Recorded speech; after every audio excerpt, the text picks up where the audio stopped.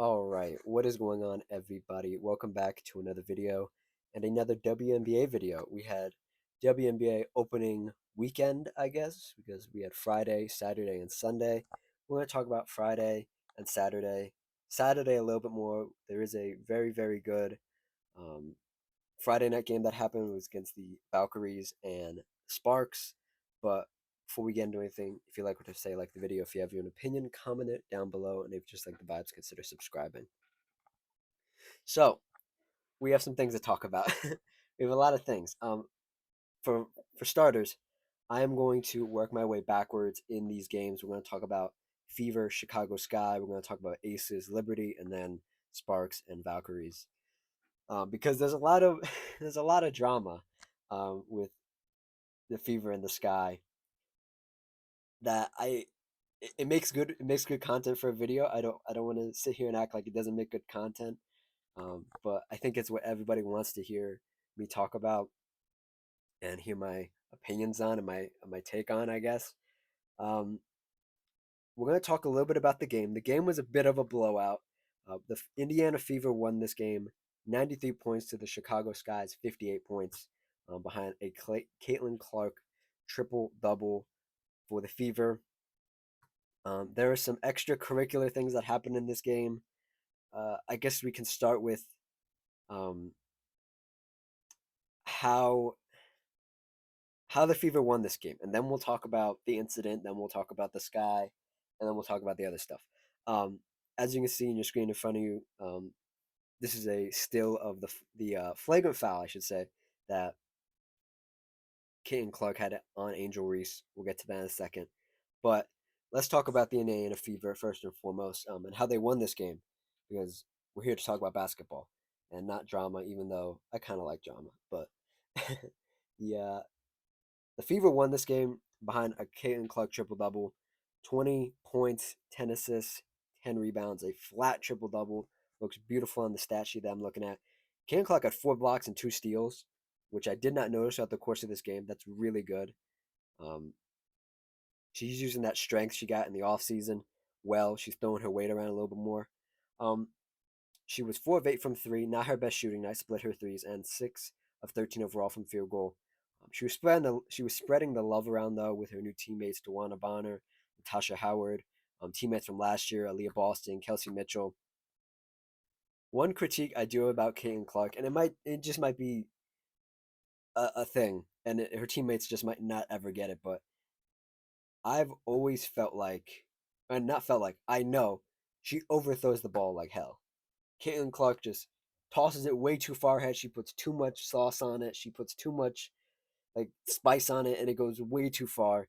And you can see the teammates are like, "Oh, I want to catch it. I want to make a highlight," and they can never catch it. It falls out of their hands. It goes directly out of bounds. It falls on the out of bounds line.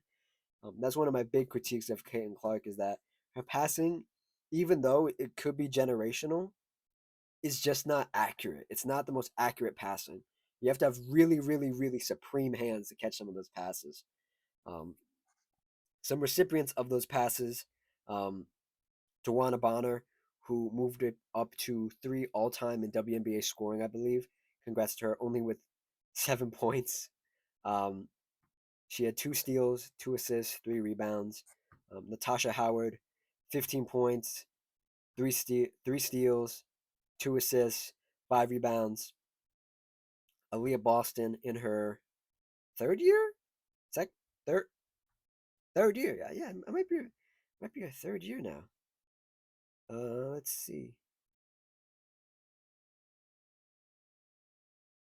No, second year, second year, third year. Young player, put it that way. 19 points, 5 blocks, really good stuff. She's in my defensive player of the year conversations.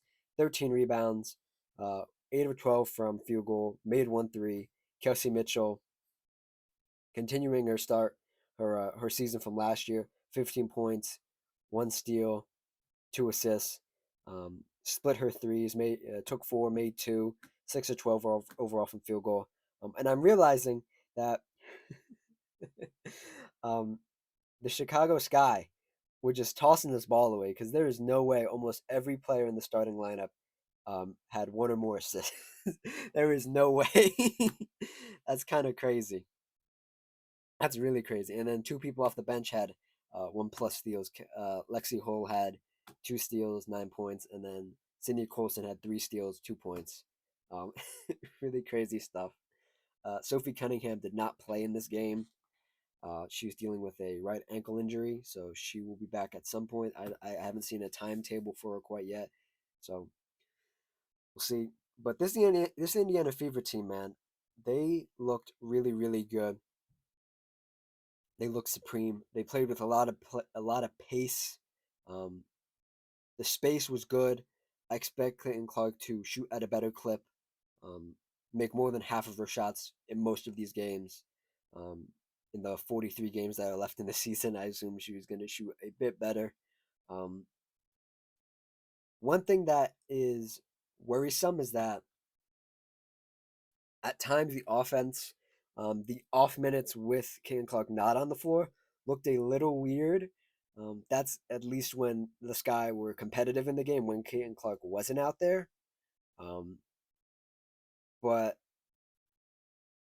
I think there's going to need to be, and I said this when I previewed this season and this team.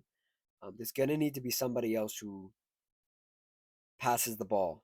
Aaliyah Boston, um, well, that's rebounds. Pardon me. Um, let me see here.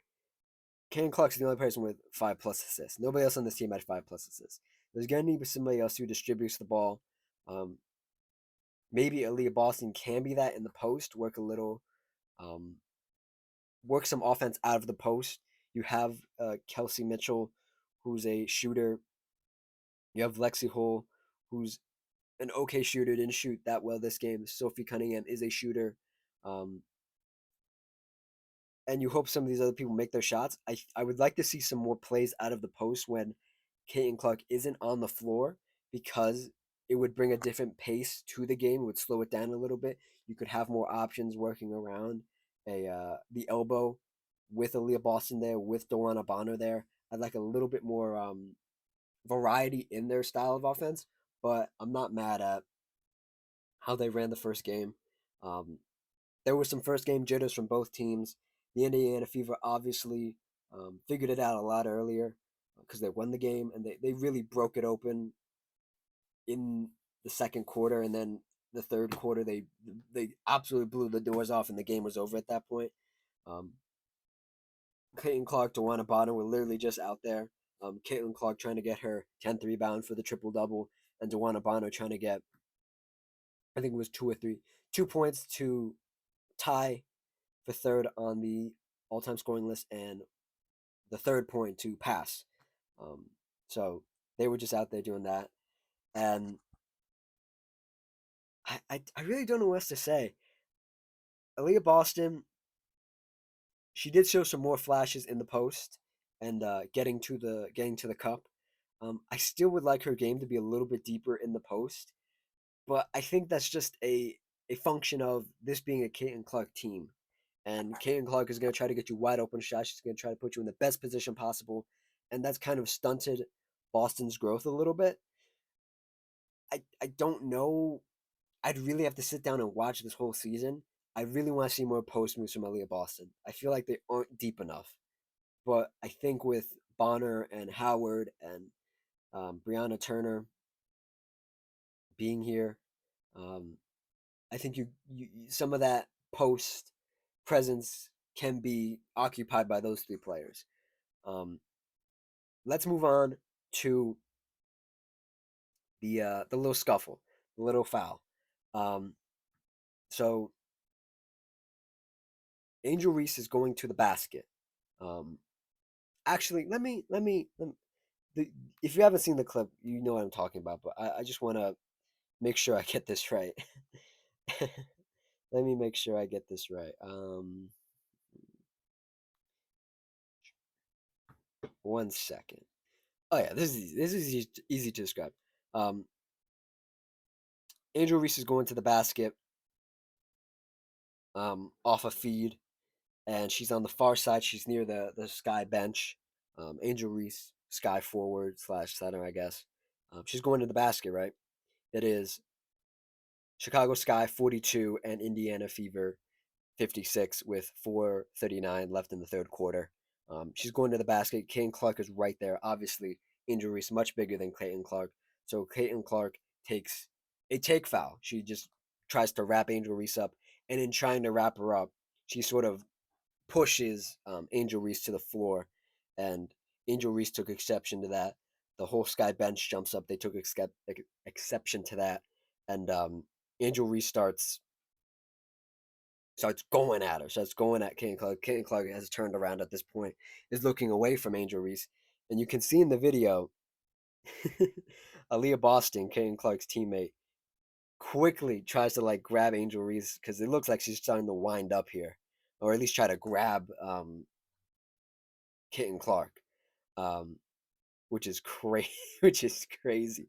The ref gets involved, tries to stop Angel Reese, and Angel Reese is sort of pointing and gesturing at Caitlin Clark, who's walked away. She's literally almost at the half court line, um, saying, "You're crazy as."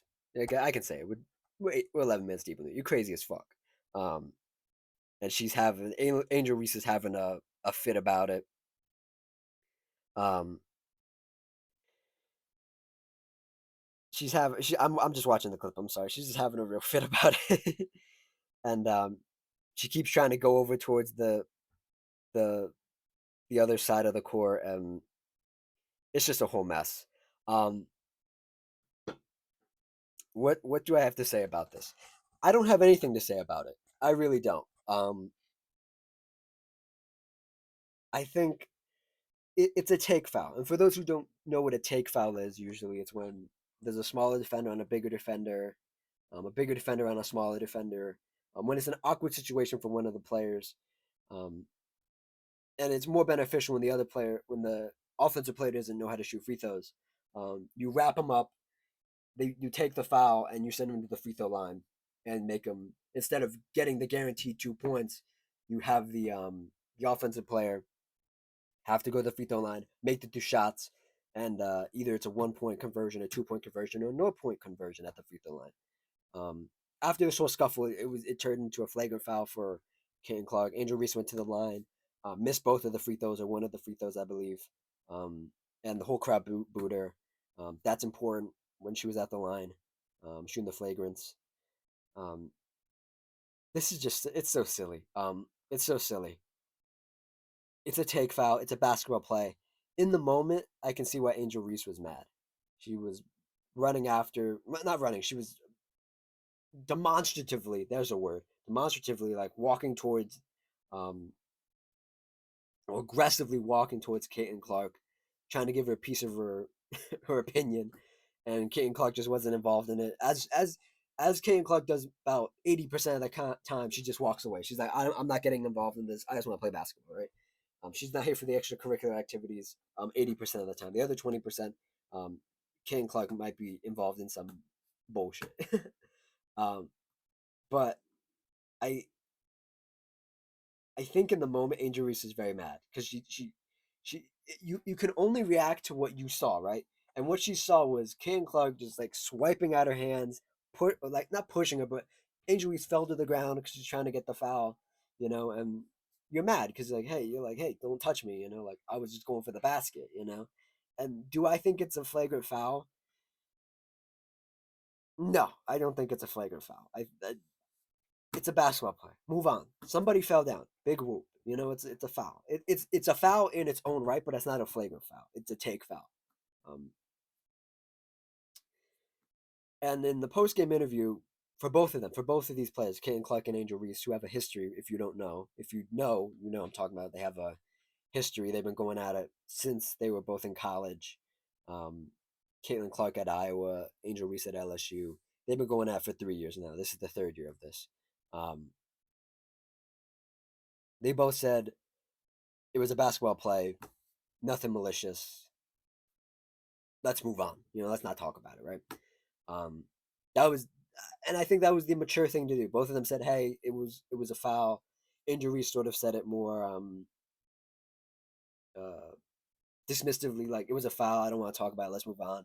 Ken Clark sort of elaborated more on the fact that I was just trying to tire her up, make her go to the line, shoot the free throws. She's not a good free throw shooter. It's better to get her to the line than have her get a two easy points. Now, what's important is apparently when Angel Reese was at the line, this came out afterwards, maybe like an hour or two afterwards.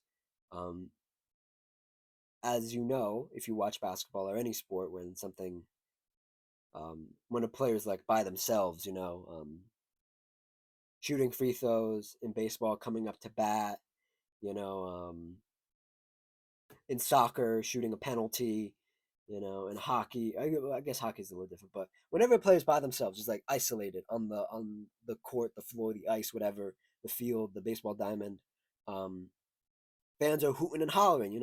Especially if you're the opposing player, they're hooting and hollering. They're waving signs. They're waving the towels. They're waving their hands. They're making noises, and an Indiana Fever fan, made like a dolphin noise. Right, I would equate it to a dolphin noise. Some people and the WNBA and people around the WNBA and involved in the WNBA, apparently thought it was a monkey noise. I don't know what monkeys y'all been hearing. I never heard a monkey that sounded like a dolphin. But apparently, when Angel Reese was at the line, somebody made a noise. Right? You can look it up. Um, and the WNBA came out with a statement, with a full statement, um, about this. This is so silly. It's so stupid. Um, so this is an official WNBA statement from New York, May 18th, 2025. The following is a statement from the WNBA regarding yesterday's game in Indianapolis, and I quote: "The WNBA strongly condemns racism, hate, and discrimination in all forms. They have no place in our league or in our society. We are aware of the allegations and are being looked into the matter." Right. This came out, right? And this became a whole big thing on well, the foul in itself became a whole big thing, and it becomes a racial thing, which I we don't talk about on this channel. We do not talk about politics. We don't talk about race. We don't talk about anything like that. Um, but when it's a black player and a white player, especially in this state in America and in the country, it becomes a race thing. It becomes a political thing, and it becomes more than basketball. I just want to talk about basketball. I don't care about none of that. I really don't. I could care less. I think it's basketball. Basketball and sports are a place where race, sexual orientation, and all of that doesn't matter. It's basketball. It's a sport. Sports supposed to be fun. It's supposed to be fun for the watchers. It's supposed to be fun for the players. It's supposed to be fun for everybody involved, right? Uh, did somebody make a noise? Yes. Did somebody make a monkey noise? I guess it's up for interpretation. I don't know what the WNBA. I get what the WNBA is trying to do in the sense of trying to just get ahead of this. Because if it got out there and they didn't have a statement, it looks bad on them, right? Because then it can be taken either way, right? But I think there's nothing to investigate. Who are you going to find? Like these arenas are very new, but the where the Indiana Pacers play and where the Fever play is an older arena. I don't think they have cameras everywhere. I don't think you're gonna find this person who made this noise. It's a Sherlock Holmes mystery. I don't believe you're ever gonna find this freaking person. And if you do find a person, I don't think it's gonna be the right person. It's definitely not gonna be the right person. You're gonna ban somebody who's probably innocent. Um, it's just this happens with the NBA all the time. They say something happens unless there's an actual video of it. They can see the person's face and they can clearly determine who it is. And the NBA has like ex FBI agents on their like team. Like they're gonna be able to find anybody, or not find anybody because they can't do it. But I I think it's just a fruitless effort to try to find this person when I don't think it was a racial thing doing a monkey noise, quote unquote, at the free throw line when Angel Reese is up there. And to me, it wasn't a monkey noise again. I don't know what monkeys y'all been listening to. A monkey does not sound like a dolphin. Um, but the teams, both teams, Indiana Fever and um, the Chicago Sky, both put out statements after this. This is from Mel Raines, CEO. Mel Raines, CEO, and the Pacers Sports and Entertainment Group. And I quote, "We are aware of the allegations of inappropriate fan conduct during yesterday's game, and we are working closely with the WNBA to complete their investigation. We stand firm in our commitment to providing a safe environment for all WNBA players." End quote.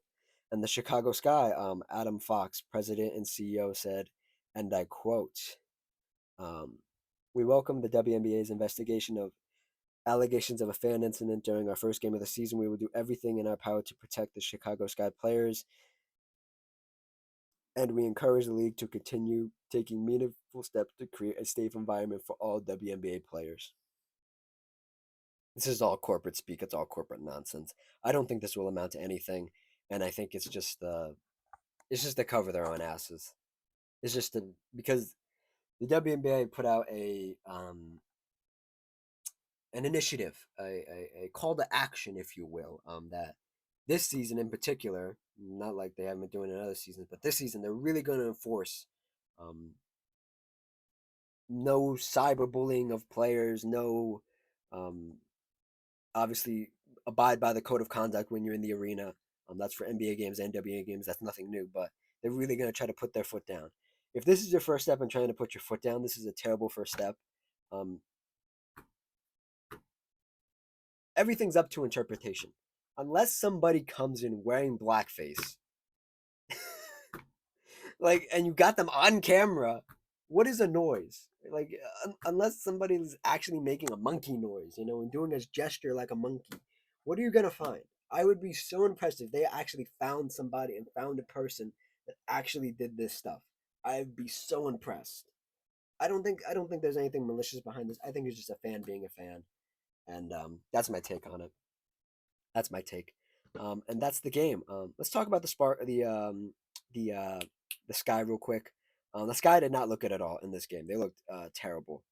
Um, Angel Reese, a bright spot for them, 12 points, 17 rebounds, made 1 3, took two of them, 5 of 14 overall from field goal. Did have 5 turnovers. Her post game did look a little better. It looked a tad bit better. It didn't look miles better or more advanced to a degree that I'm like, oh my god, watch out for her. I still have her picked for MIP because I think you can get so much better from last year, um, but didn't look good. Camila Cardosa, the other forward in the front court with Angel Reese, share a lot of the minutes together, occupy the same sort of space. I will give uh, credit to the Sky's head coach. He said he is going to try to use Angel Reese in a different sort of area, so her and Camila Cardosa won't be occupying too much of the same space. Although Cardosa did have 7 points, 2 assists, 7 rebounds. Not her best showing. Not her best showing at all. Definitely could be better. Um, I'm hopeful she's going to be better, since the Sky have said they're going to really try to make Camila the focal point of this offense this year, in the post at least. Um, Courtney Vandersloot, coming off an NBA championship, um, returning to Chicago in a Chicago jersey, in this game, 4 points, 4 rebounds, 5 assists. Not her best showing either. Looked kind of old. She looked her age, man. Um, what is she now? 36. Yeah, she looked her age. Going against a young guard like Caitlin Clark and going against Kelsey Mitchell, you're not gonna beat some 20 something when you're 36. I'm just gonna keep it real. Kia Nurse, who I'm a fan of, only 4 points, looked a bit tentative. Her shot wasn't falling. She took 6 threes, made none of them. Ariel Atkins, 11 points, 2 steals, 1 block, 2 assists, 4 rebounds. Um, Not a good showing either. Um, they looked very flat out there. They looked very sheepish, and I think this team is going to be heavily reliant on the other players like Kia Nurse, like um, Vandersloot, like Atkins, um, like Rachel Banham, like Rebecca Allen, they have to make their threes, or the floor is going to shrink, and Angel Reese and Camila are going to get. They're just going to get double team, triple team. They're going to get boxed in one. Um, if the threes aren't falling, you are gonna. These players are gonna have a hard time getting their post game off. Um, and yeah, that's my thoughts on the Chicago Sky.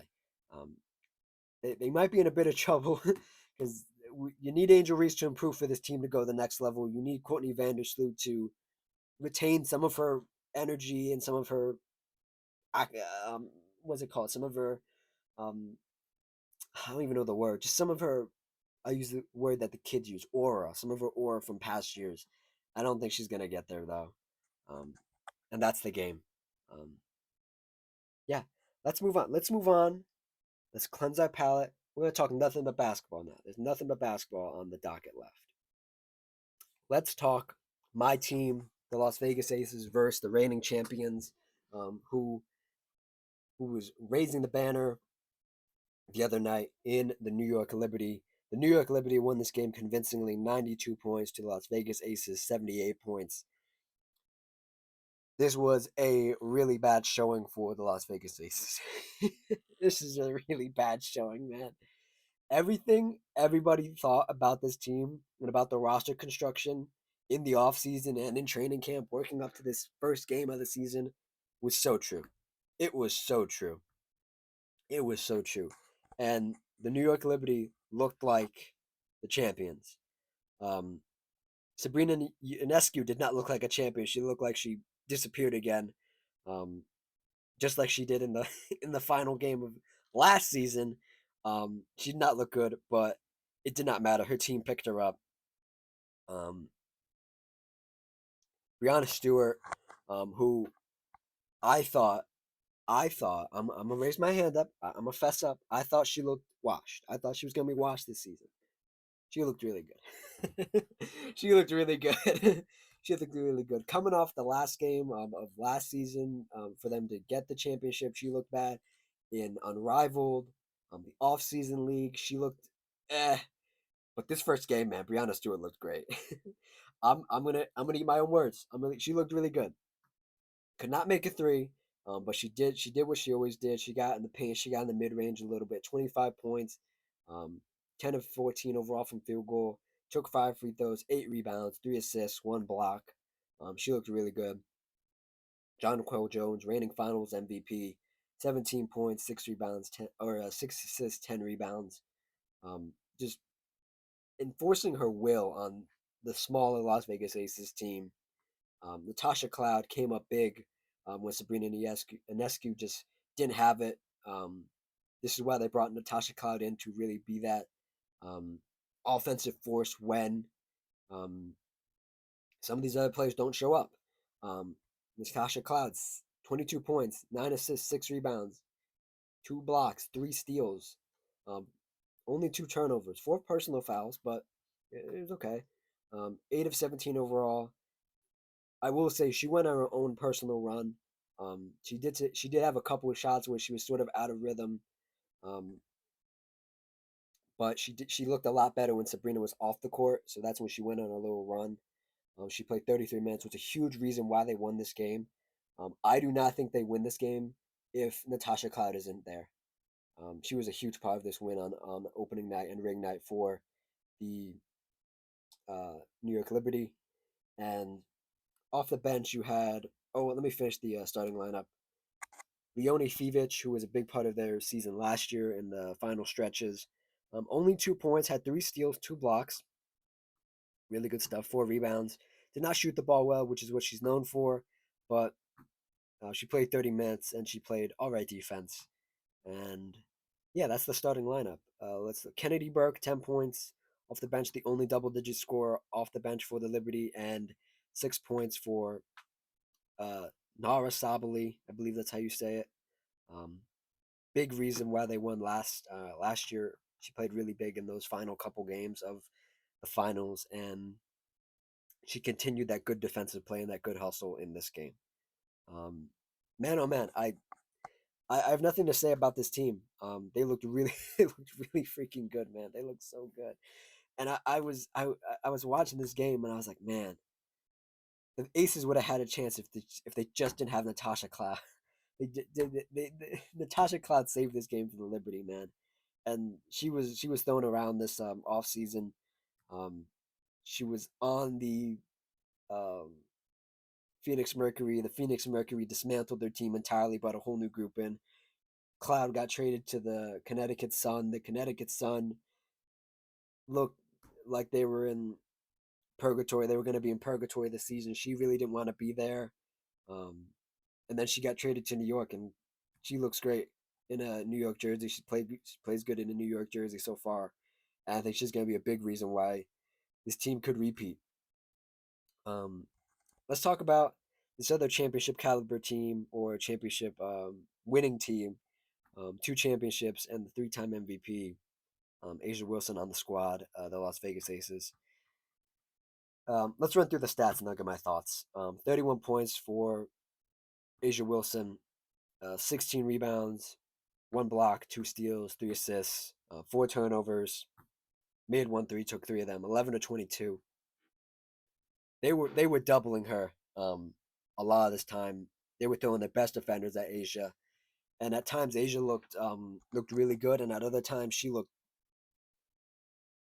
confused. She was looking around like, where is everybody? Like she looked genuinely like not flustered, but like bewildered at times. Like this isn't how this is supposed to go.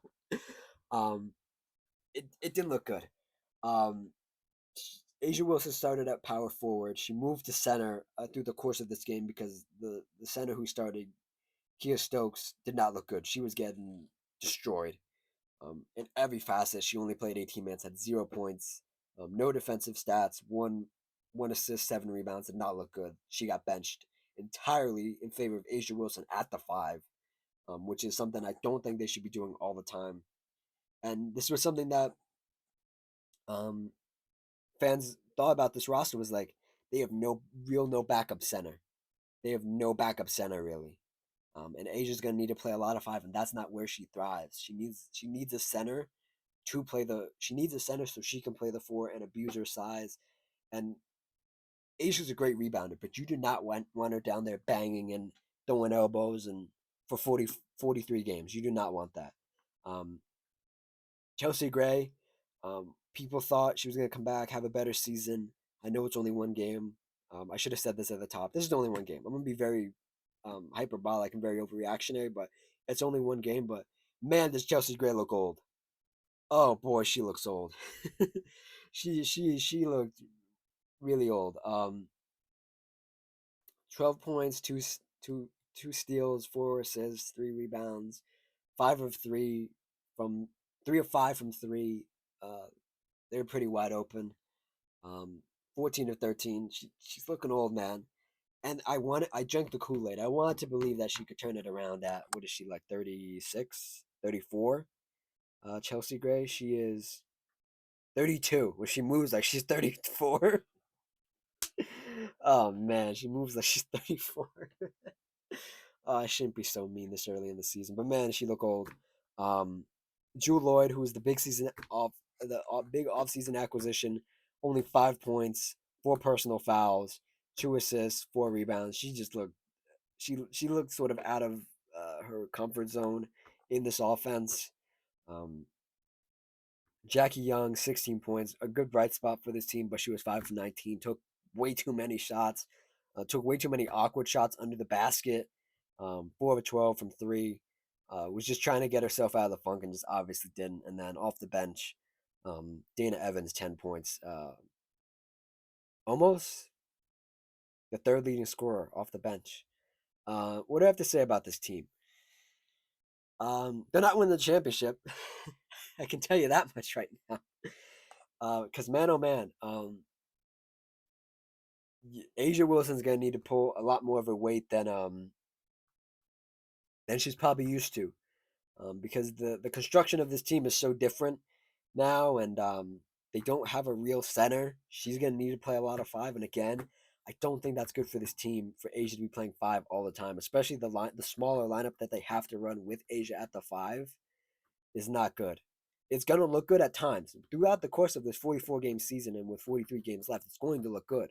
But man, is it going to look really bad at times.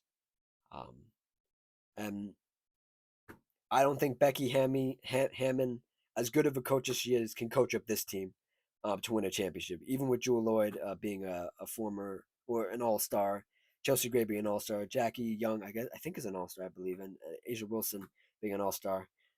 The combination of these four players together doesn't ring championship to me personally, as a fan of the Aces as well.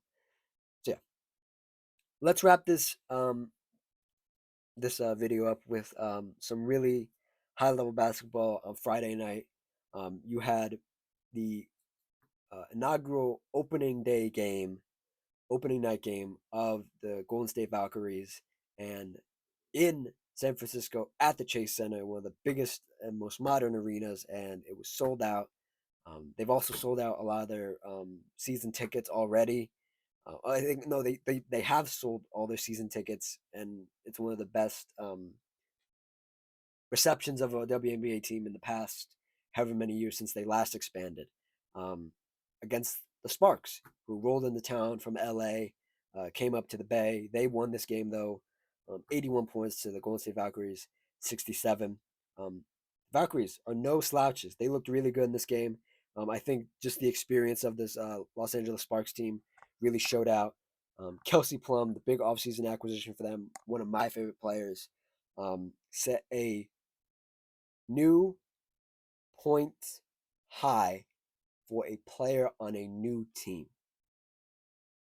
Yeah, I believe that's how you say it. The first game a player's played on a new team, she set a new high with 37 points, 5 steals, 6 assists, 2 rebounds, 4 of 6 from three, 11 of 19, played 40 minutes. She looked really good.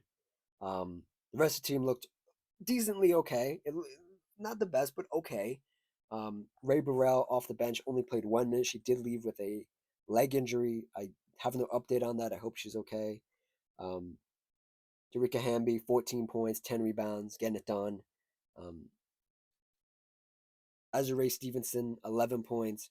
Rika Jackson, um, Rikia, pardon me. I always read that as Rika. Rikia Jackson, 13 points, 5 rebounds. Odyssey Sims, 7 points, 6 assists. This team looked good, man. This team looked really good. It was a tad bit concerning because I watched the highlights of this game.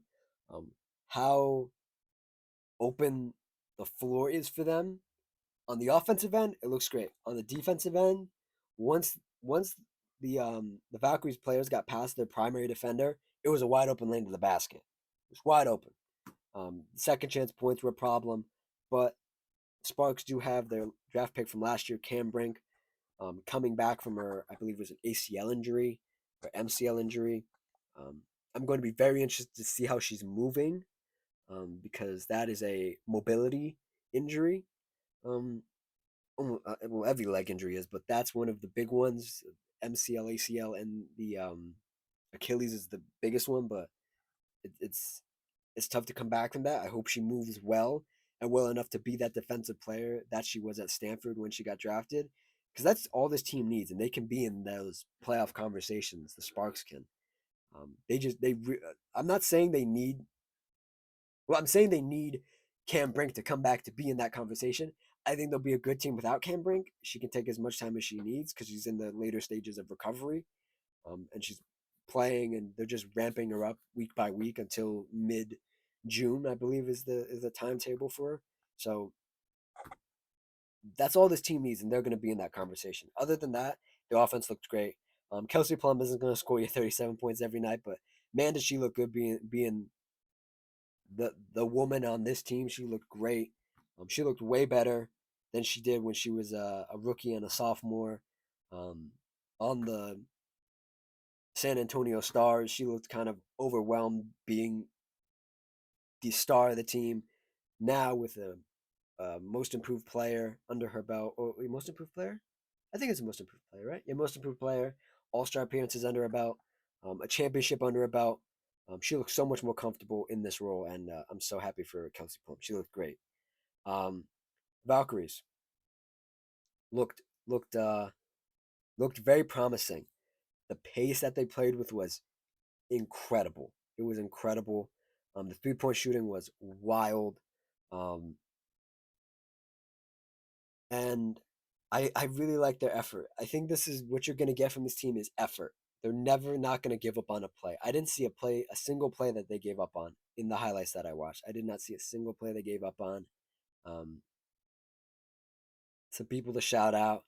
Um, Julie Van Loo, 14 points, 4 of 10 from three. Those 4 threes were very impressive. They all almost came in a row, which was even more impressive. Big part of why they were in this game. The Sparks did blow it open in the third and the fourth, but the Valkyries still fought here and there. But I think the um, the experience of the Sparks really um, put them away, put the Valkyries away. Tiffany Hayes, 19 points. Man, she a baller. She's getting the opportunity to be one of the focal points of this team. She looks great. 19 points, 9 rebounds, 2 of 5 from three, 7 of 16 overall from field goal. Um, Tammy, number 14. Um, Tamia. Tamia. God, I'm so bad with names. 15 points. Looked really good. Again, the second chance baskets, getting in the lane, finishing. Took a couple threes too. 2 of 4 from three, and 6 of 8 overall from field goal. This was a really good game. I thought there was going to be a blowout. It did end up looking like a blowout, but if you watch this game, it was a very entertaining game.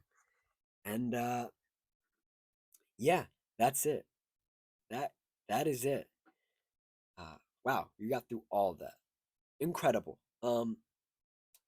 This was recorded on Monday. This will go up on Tuesday. So if anything happens, if any investigation concludes in that time, I'm sorry, you're just gonna have to find it for yourself. um, like I said, I don't think there'll be anything that comes out of that investigation. There is a let me pull it up here. There's not another primetime WNBA game on a big network till Saturday. That is when New York goes to Indiana. That's gonna be a great game. So otherwise, this will be the last video for a little while about the WNBA. We may talk about some of these other games here and there, um, but if you want to check out some other WNBA content of mine, I'll put a card in the top right corner. You can click it. I have a bunch of videos now. Obviously, we're going to cover the whole season and cover some interesting topics along with women's basketball. So, yeah, thank you for watching. Like, comment, subscribe, all that good stuff. And I'll see you guys next time. Cheers.